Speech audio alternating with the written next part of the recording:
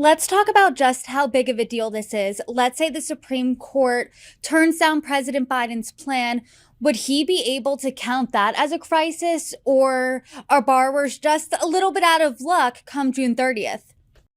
Well, it can't just be any crisis. He issued the pause. Actually, originally, President Trump issued the pause under the HEROES Act of 2003, which allows the Education Department pretty broad authority to modify and waive certain rules and programs governing federal student loans in times of a national emergency.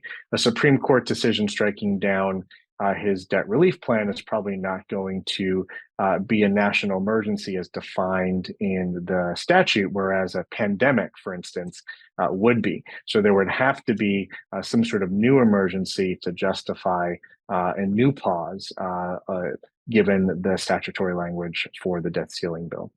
If I was sitting here as a borrower listening to you, I would think, this is a mixed bag. I've got some good news that President Biden's sweeping plan wasn't completely shot down just yet, but also that pause is over in about a month, so I would have to start paying soon. So, how should borrowers feel, and what has the response been? I think the response has been mixed, and I think it may ultimately come down to how the Supreme Court rules. I mean, certainly, the Biden administration has managed to neutralize some of the biggest threats to borrowers in terms of what House Republicans were pushing for. If they had retroactively ended the pause based on Biden's most recent extension, not only could borrowers be forced back into repayment right now, but borrowers who received loan forgiveness credit during the last few months or had their loans discharged could have a reversal of that if those plans had gone through. And then the Supreme Court cases would ultimately be moot if that debt relief had been repealed legislatively. So some might argue that Biden managed to protect many borrowers from some of the worst possible outcomes. That being said, now his hands appear to be tied in terms of extending the student loan pause any further. And certainly, I think a lot of borrowers are going to be unhappy about restarting payments. And because it's been so long since many borrowers have had to pay, a lot of borrowers might be caught off guard by payments resuming, which the administration and advocacy groups have argued could lead to a spike in defaults.